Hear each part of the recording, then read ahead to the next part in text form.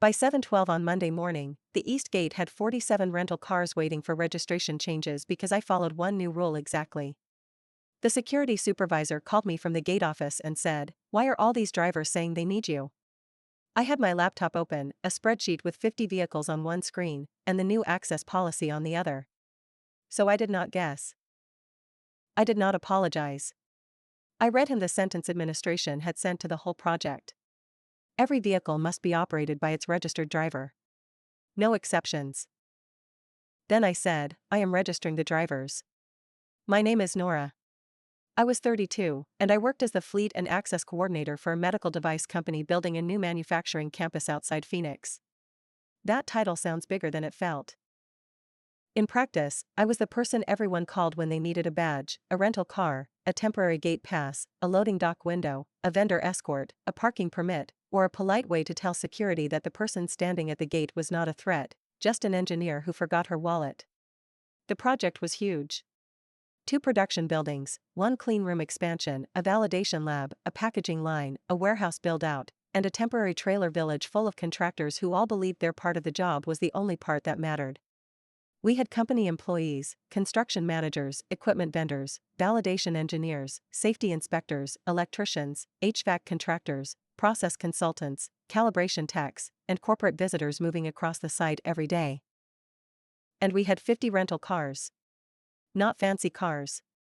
Mostly white sedans, small SUVs, and a few battered vans with barcode stickers on the windows and coffee stains in the cup holders.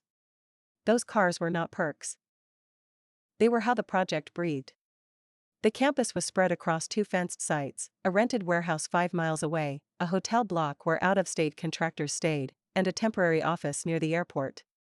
People moved constantly.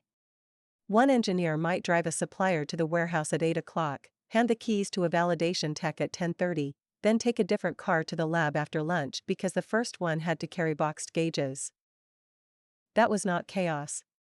That was coordination. I kept it all in a spreadsheet because nobody respected the cars until one was missing. Vehicle number, plate number, rental agency, fuel card, assigned pool, current driver, next reservation, site access status, parking lot, and any weird notes like rear door sticks or smells like wet carpet. I also kept the gate list. Security needed to know which plates were allowed through the east gate, which vehicles could enter the warehouse yard, and which ones were not allowed past the clean room construction zone. That gate list was not decorative. If a vehicle was missing from it, the guard had to stop the car, call the security office, wait for a supervisor, check the driver's badge, check the plate, and then call whoever owned that part of the project. On a normal day, that meant a 5-minute annoyance. On a bad day, it meant a line of contractors idling in the sun while one person at a window tried to decide whether a van full of pressure gauges was allowed to exist. I had spent months making that list boring. Boring was the goal. The best gate system is the one nobody talks about because people and vehicles move where they are supposed to move, and the record is clean enough to audit later. That was why I hated changes made by people who only saw the report after the work was done. The report made vehicle sharing look sloppy because the same car appeared under multiple names in 1 week. But the actual site made vehicle sharing necessary. The person who drove Vehicle 9 to the warehouse in the morning might be trapped in a validation meeting by lunch. The car still had to move. A box still had to get picked up. A vendor still had to make a scheduled slot. The spreadsheet handled that by tracking approved drivers and approved vehicles separately. It was not casual. It was controlled flexibility. There is a difference. Before the rule, the system was simple. Vehicles were registered to the project pool, not one human being. Approved project drivers were registered separately by badge number. If the car was on the fleet list and the driver had a project badge, security let them through. It worked because it matched reality. Then Marcus got involved. Marcus was the new site administration manager. He had worked at a corporate office before this and treated a live construction campus like a bad spreadsheet that needed stricter columns. He was not in charge of the project schedule. He was not in charge of security. He was not in charge of fleet. But he was in charge of administrative controls, which is one of those phrases that grows teeth when the wrong person gets bored. Marcus hated the vehicle pool. The first time he walked into my trailer, he stood behind me and looked at the whiteboard where I had written the day's rental assignments. He said, "This looks messy." I said, "It is a job site." He said, "A car should have one assigned driver." I said, "Not on this project." He smiled like I had confirmed his suspicion that everyone before him had been lazy. "That is exactly the kind of thinking that creates access risk," he said. Access risk was his favorite phrase for anything he did not understand.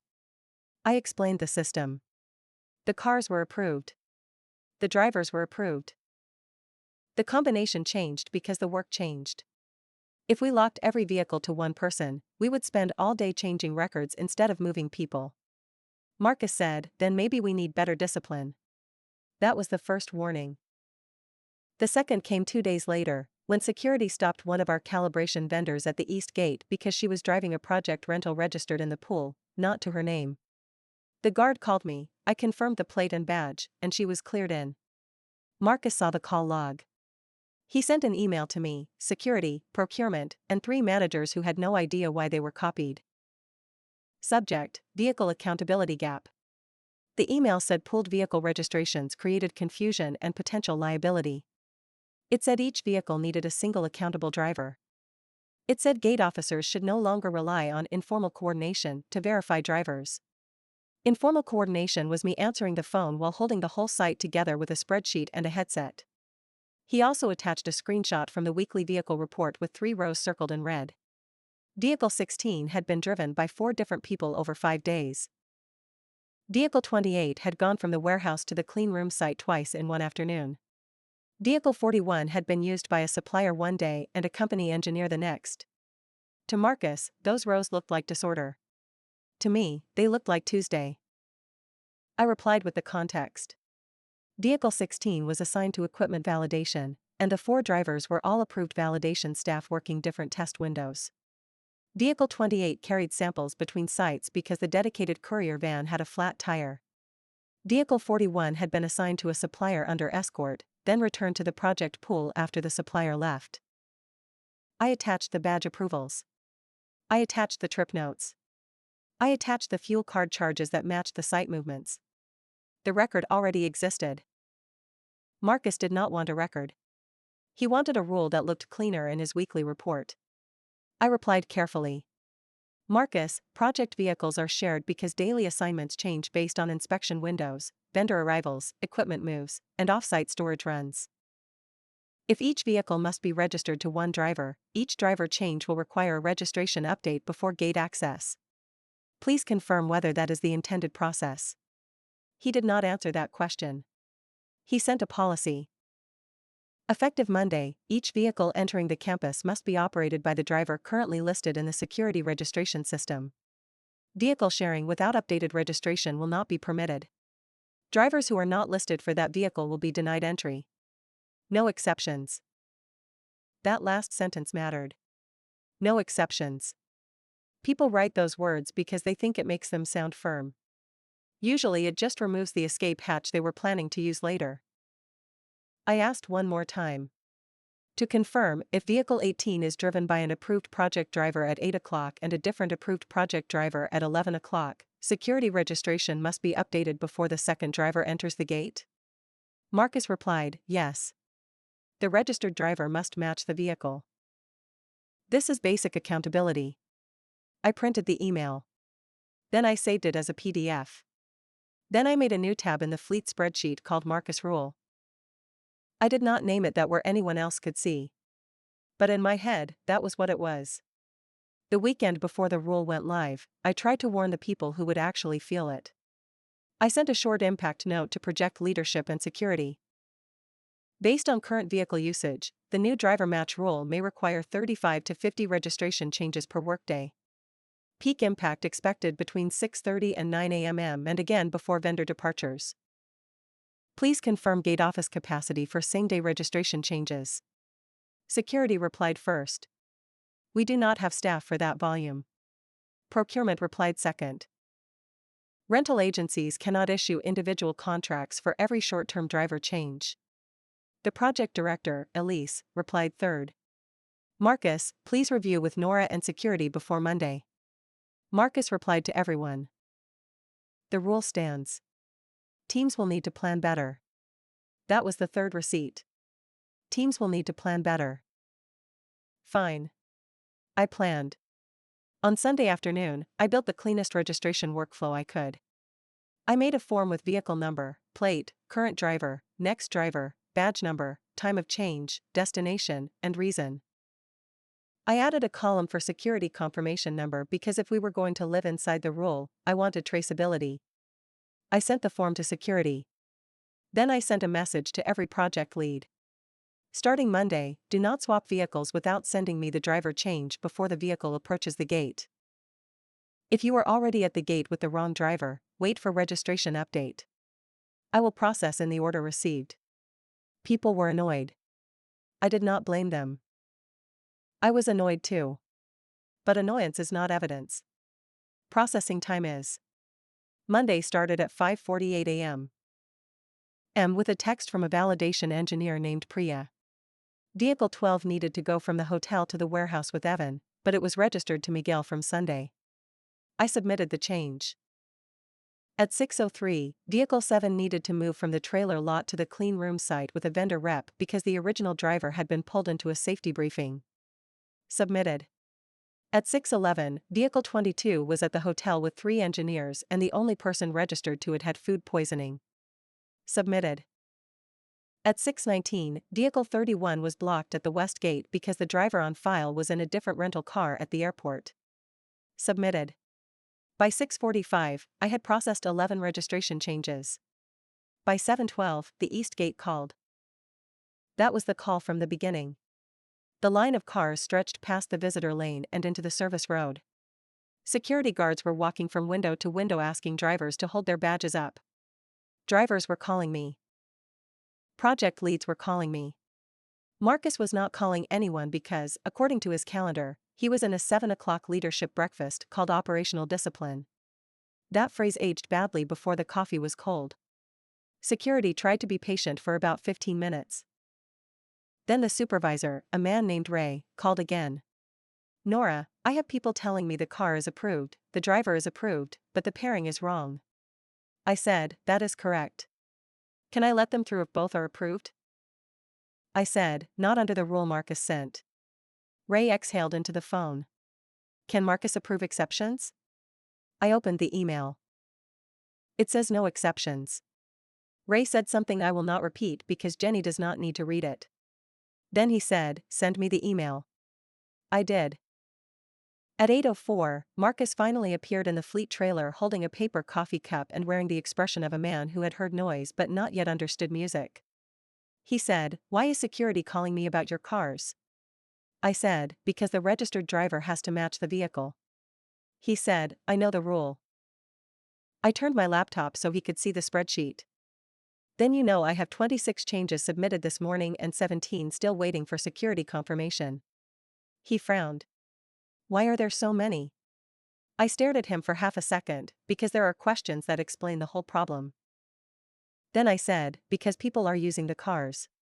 He said, they should have planned their assignments ahead. I clicked another tab. They did. Then a vendor's flight landed early, a calibration window moved, 2 engineers swapped warehouse and clean room tasks, 1 driver got sick, and security held 3 cars because the person listed was not the person driving. He said, you are overcomplicating this. I said, I am following your rule. That was the first time he looked uncomfortable. Not scared. Not yet.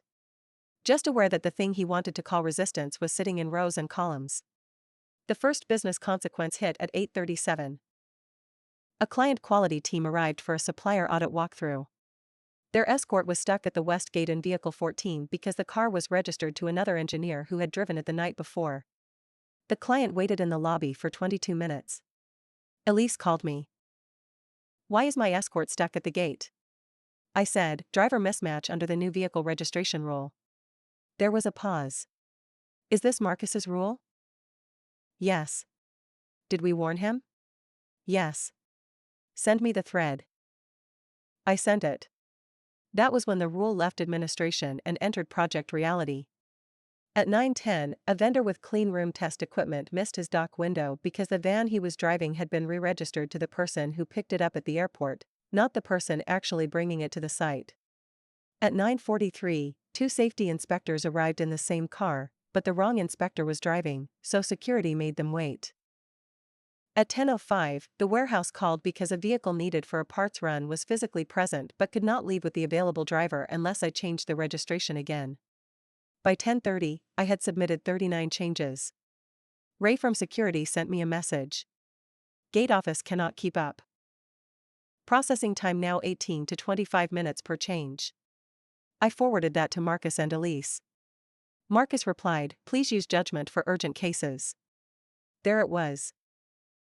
The escape hatch he had welded shut on Friday. I replied, please confirm which urgent cases are exceptions to the no exceptions rule and who is authorized to approve them. He did not answer. Elise did. Good question. Marcus, please clarify. That was the moment the room started getting colder, even though we were all in different trailers. Marcus came back to my desk 20 minutes later.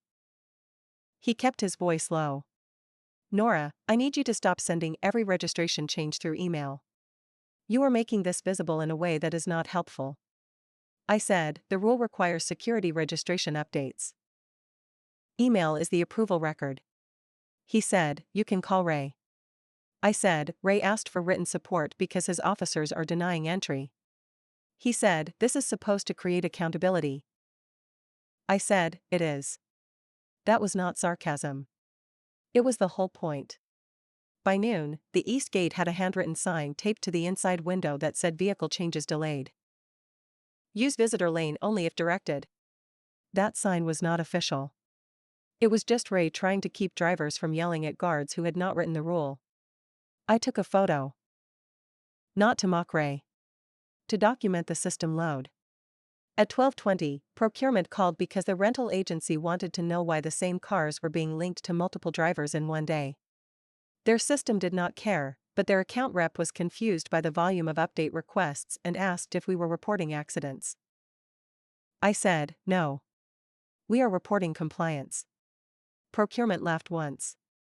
Then they asked me to put that in writing too. So I did. The afternoon was worse because everyone who had been trapped by the morning rule still needed to move again.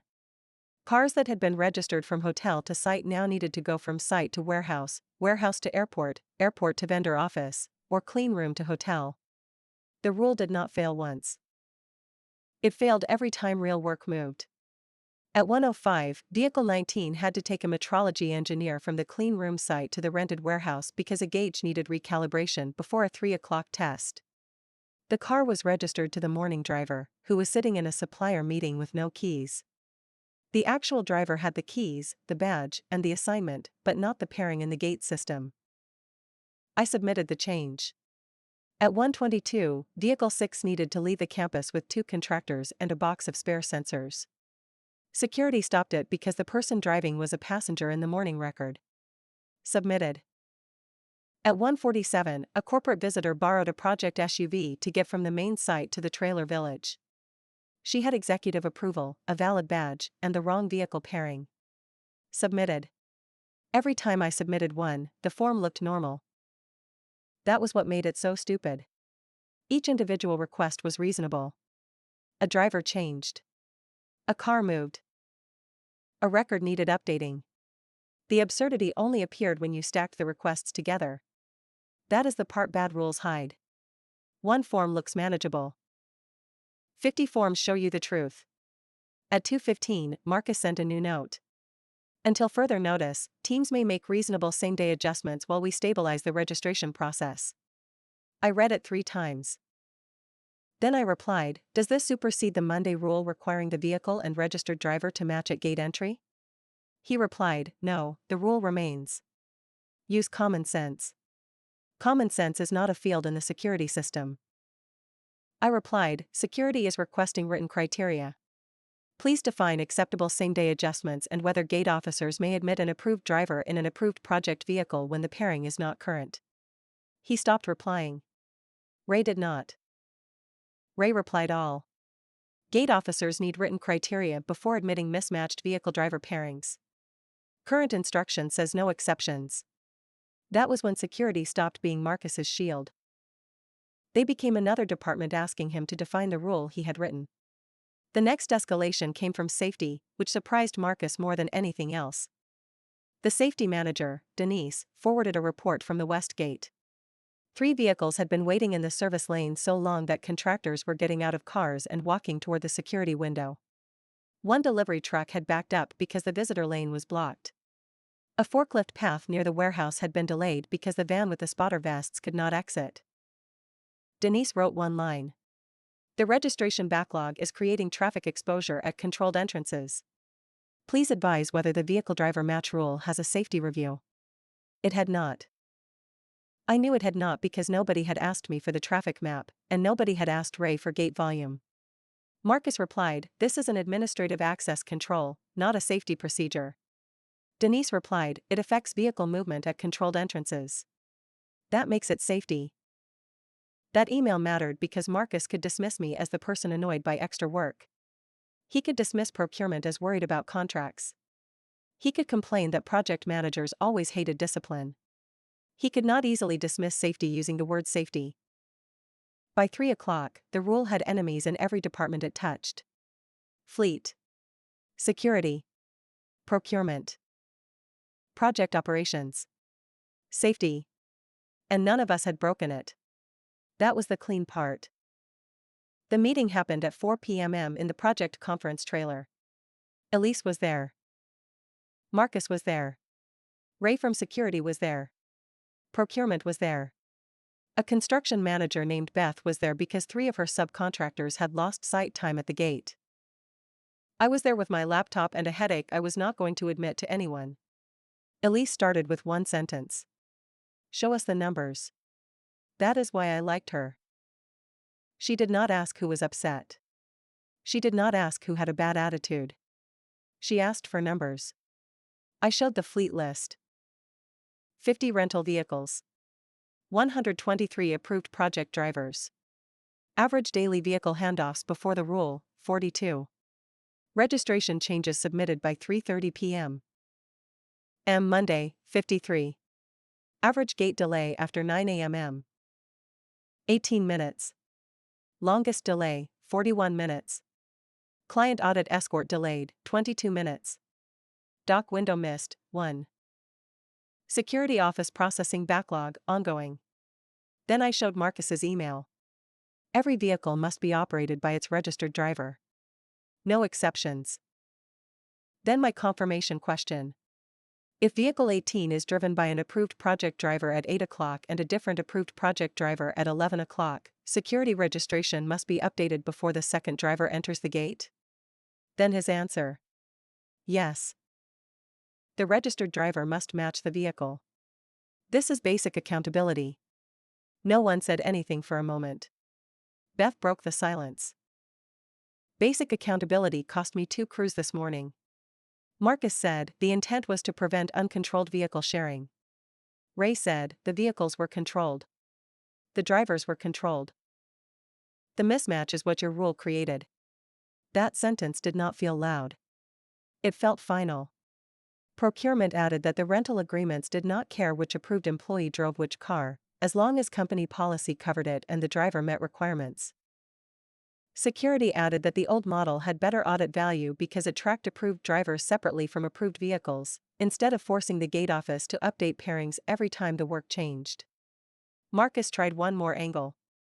He said if people had planned better, the volume would not have been so high. Elise looked at the schedule on the wall. Marcus, this is a live commissioning project. The work changes hourly. He said, then the rule may need refinement. I said nothing. Because once the person who wrote no exceptions says refinement, the rule is already bleeding. Elise asked Ray what it would take to keep the rule as written. Ray laughed once, then realized nobody else was laughing. He said, 2 more officers in the gate office during peak hours, 1 dedicated admin for same-day driver changes, and written criteria for urgent overrides. And even then, we would still be slowing down the site to maintain a pairing record we do not need. Procurement added a cost estimate because procurement people can smell a bad process from across a trailer. 2 temporary admin staff for the gate office, extra security coverage, lost vendor time, missed dock slots, and rental extension risk if cars could not be returned on schedule. Beth added that her subcontractors bill waiting time after the first delay. That moved the conversation from Nora is being strict to Marcus created a cost center before breakfast. I watched that shift happen in real time. It was not emotional. It was better. It was arithmetic. Elise asked me what would work. I opened the draft I had made Sunday night because I am not a monster. I did not want the gate to suffer forever just to prove a point. Approved drivers list. Approved vehicles list. Pool authorization by project team. Driver logs kept by team leads. Gate verifies badge and vehicle status, not driver-vehicle pairing. Exceptions only for high-risk vehicles, restricted zones, or temporary visitors. Security liked it because it matched their system. Procurement liked it because it matched the rental agreements. Beth liked it because it meant her crews could move. Elise liked it because it did not turn the gate office into a paperwork swamp. Marcus did not like it because it was basically the old process with cleaner names. That was fine. Sometimes the best fix is admitting the thing that worked had been working. The rollback email went out at 6:18 p.m. effective immediately. Project fleet vehicles may be operated by any approved project driver assigned to the authorized vehicle pool. Gate officers will verify approved driver badge and approved vehicle status. Vehicle-specific driver registration is no longer required for project pool vehicles. It did not say Marcus was wrong. Corporate emails rarely do. They prefer to bury blame under phrases like effective immediately. But everyone knew. The second paragraph was the part Marcus hated more. Future changes to access rules affecting project vehicle movement, contractor entry, gate flow, dock schedules, or fleet assignments require review by security operations, project operations, and the fleet coordinator before release. Fleet coordinator. That was me. The person he had treated like a clerk became a required reviewer for the next rule. I did not smile in the meeting when Elise read it. I am not that reckless. But I did write the line down. There was also a cleanup review the next afternoon. That part mattered because Marcus tried to make the whole thing sound like a first-day adjustment issue. He said new controls always had growing pains. He said people resisted change. He said the first morning was not a fair sample. Elise asked me to bring the gate data. So I did. I brought the change log from my form. I brought raise processing times. I brought the list of missed dock windows. I brought the client delay email. I brought the safety note about vehicles blocking controlled entrances. I brought procurement's cost estimate for extra gate staff if the rule stayed. Then I brought one more thing. A comparison of Tuesday morning after the rollback. Same number of active vehicles. Same project phase. Same gate hours. Same hotel shuttle overlap. Registration changes before 10:30 a.m. M3. Gate delay tied to vehicle driver mismatch, 0. Client escort delay, 0. Security backlog, 0. I did not need to say much after that. The difference between Monday and Tuesday was the rule. Not driver discipline. Not project planning. Not my attitude. The rule.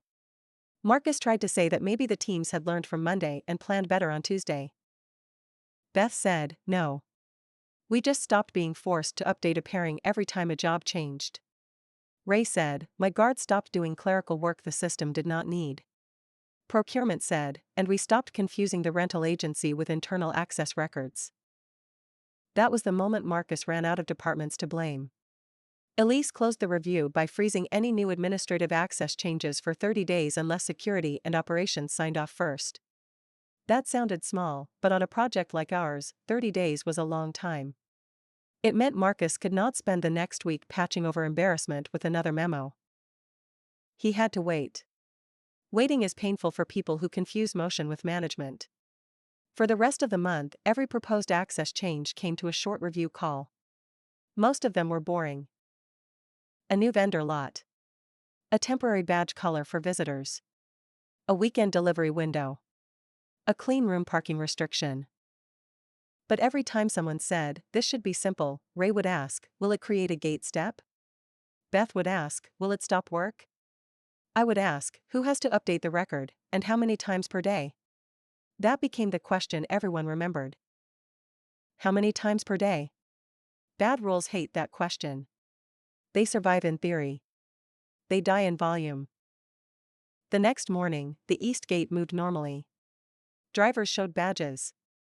Guards checked vehicle plates against the pool list. Cars entered. Vendors arrived. Nobody needed me to register the same SUV 3 times before breakfast. Ray sent me one message at 7:40. Gate is quiet. Thank you. I wrote back, good. That is the goal. Marcus avoided my trailer for the rest of the week. That was also good. The real consequence came 2 weeks later when Elise updated the administrative controls process. Any change affecting gate access, vehicle movement, vendor entry, or project logistics had to be reviewed by operations, security, and the affected coordinator before release. The affected coordinator was me. Marcus could still write memos. He could no longer send one sentence to the whole site and call it control. He had to bring the rule to the people who would have to operate inside it. That was the win. Not that the gate got jammed. Not that Marcus looked foolish. The win was that the next bad rule had to survive contact with the spreadsheet before it reached the gate. I kept the Marcus rule tab for months. Not because I needed it every day. Because every time someone said, let's just make a simple rule, I liked knowing I had 53 registration changes ready to explain what simple can cost. The company made the rule. I registered the cars. The gate did the rest. That was one workplace where a rule collapsed under the weight of its own paperwork. The next story comes from another woman, another office, and a process so outdated that 2 companies were paying software to pretend email was fax. She worked in IT support for a regional insurance office. Most of her job was normal. Password resets, printer issues, mailbox permissions, shared drives, the quiet daily friction of people who insist computers hate them personally. One department handled documents from an outside partner.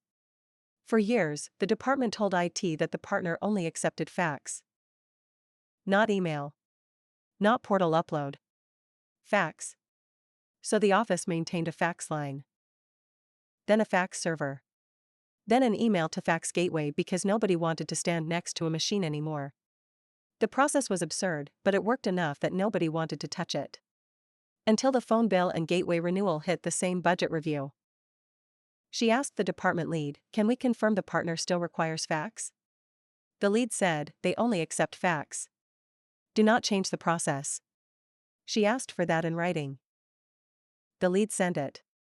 So she renewed the gateway, cleaned up the routing rule, and documented the process properly. Email from the department generated a fax through the gateway. Confirmation came back as a PDF. The PDF was archived in the document folder. She also did what IT people do when they know a process is ridiculous but have been told to preserve it. She made it measurable.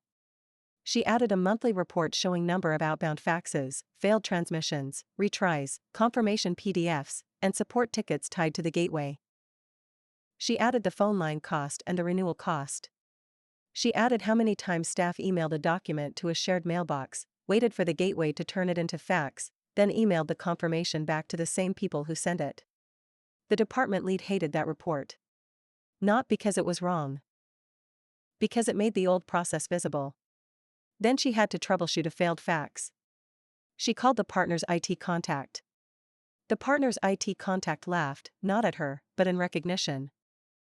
He said, you are sending email to fax? She said, yes. Your team only accepts fax. He said, funny. Our users say your team only sends fax, so we maintain fax to email. There it was. Her company was converting email into fax. The partner was converting fax back into email. 2 IT departments were maintaining a loop so 2 business teams could keep believing an old sentence. She asked him to put that in writing. He did. Then she built a tiny comparison for management. Current process, email to fax gateway, phone line, fax confirmation, partner fax to email gateway, document mailbox. Actual need, shared secure mailbox or portal upload. Cost of pretending fax was required, gateway renewal, phone line, support time, failed transmission tickets, archive cleanup, and 2 IT teams supporting machines nobody physically used.